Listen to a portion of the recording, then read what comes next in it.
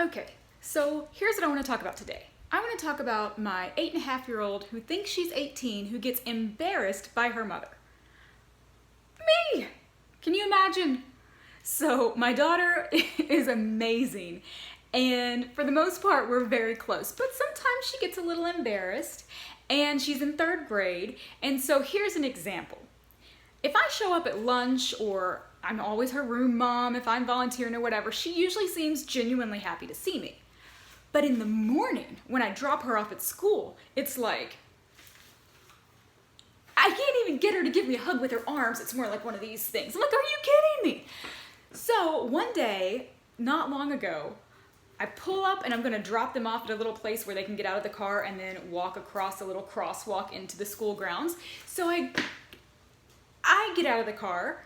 My plan is to get out, I help Holden get out, and then I give them kisses and send them on their way. Well, by the time I got out of the car and go to help Holden get out his door, that child is gone. Across the road, through the gates, halfway to the building. I'm like, oh my gosh, she just like ran. And so then I grab Holden's hand and I'm gonna walk him to class. And so I start going, and we're walking really fast and I'm going, Michaela, Michaela, Michaela. And the child is like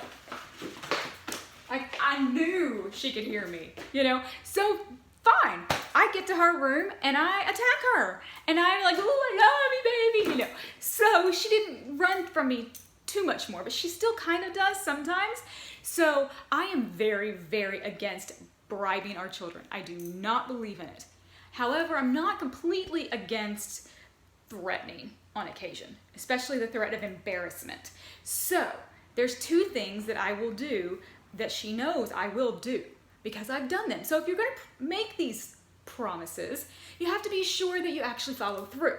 So on the days where she tries to leave me and she doesn't want a hug and a kiss, I will grab her and I will smooch all over her. And she knows that one of 2 things is gonna happen if she doesn't let me get at least a little bit of what I like to call yummies in the morning.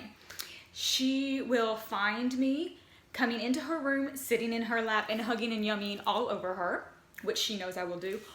Or there's another thing that seems to embarrass her. It's when I dance. I can't imagine that would embarrass her, but it really does. So there are times where I'm like, I will dance. Don't make me dance. And then she's like, okay, don't. And then I get a hug. So we also have a lot of laughs. We have to let our kids grow up, and please don't guilt trip your kids.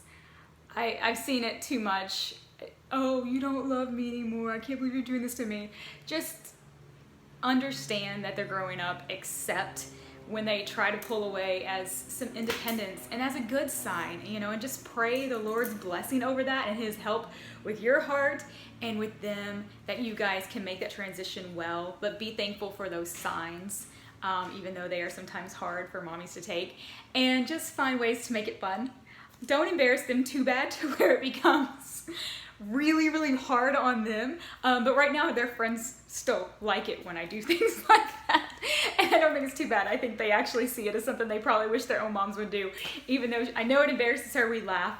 And I also know that if she doesn't give me hugs, she knows what's gonna come. And all I gotta do is look at her and kind of do this. And she's like, okay, give me a hug. So have fun.